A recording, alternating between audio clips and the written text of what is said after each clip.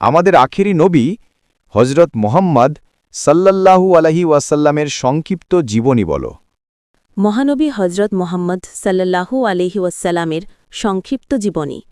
নবীজির জন্ম আনুমানিক ৫৭০ খ্রিস্টাব্দে ১২ই রবিউল আউয়াল সোমবার বর্তমান সৌদি আরবের মক্কা নগরীর কুরাইশ গোত্রের বনি হাশিম বংশে জন্মগ্রহণ করেন।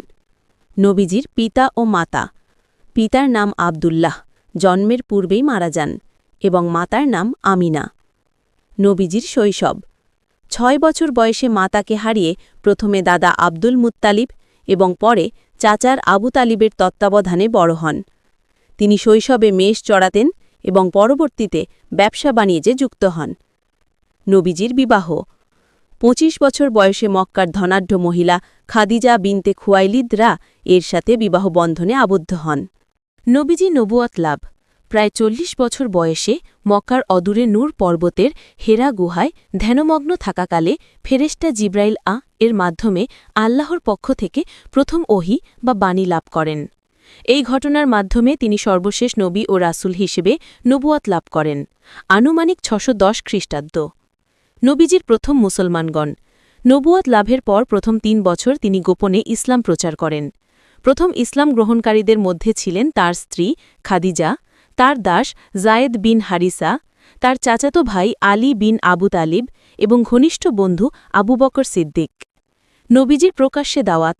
এরপর তিনি প্রকাশ্যে ইসলামের দাওয়াত শুরু করেন। এতে মক্কার পৌত্তলিকদের কাছ থেকে তিনি এবং তার অনুসারীরা চরম বিরোধিতা ও অত্যাচারের সম্মুখীন হন। নবীজির হিজরত ৬২২ খ্রিস্টাব্দে মক্কার কুরাইশদের অত্যাচার চরমে পৌঁছালে আল্লাহর নির্দেশে তিনি সঙ্গী আবু বকর রাদিয়াল্লাহু তাআলা আনহুকে নিয়ে মক্কা থেকে প্রায় ৩২০ কিলোমিটার উত্তরে অবস্থিত মদিনা, তৎকালীন ইয়াসরিব শহরে হিজরত করেন। এই হিজরতের বছর থেকে ইসলামী হিজরি সমের গণনা শুরু হয়। নবীজির মদিনার রাষ্ট্র প্রতিষ্ঠা। মদিনায় গিয়ে তিনি একটি ইসলামী রাষ্ট্র ও সমাজ প্রতিষ্ঠা করেন। তিনি মদিনার বিভিন্ন গোত্রের মধ্যে শান্তি চুক্তি স্থাপন করেন, যা মদিনা সনদ নামে পরিচিত। নবীজির যুদ্ধ ও বিজয়। মদিনার জীবনে ইসলাম ও মুসলিমদের রক্ষা করতে বিভিন্ন যুদ্ধ সংঘটিত হয়, যেমন বদর, উহুদ, খন্দক ইত্যাদি।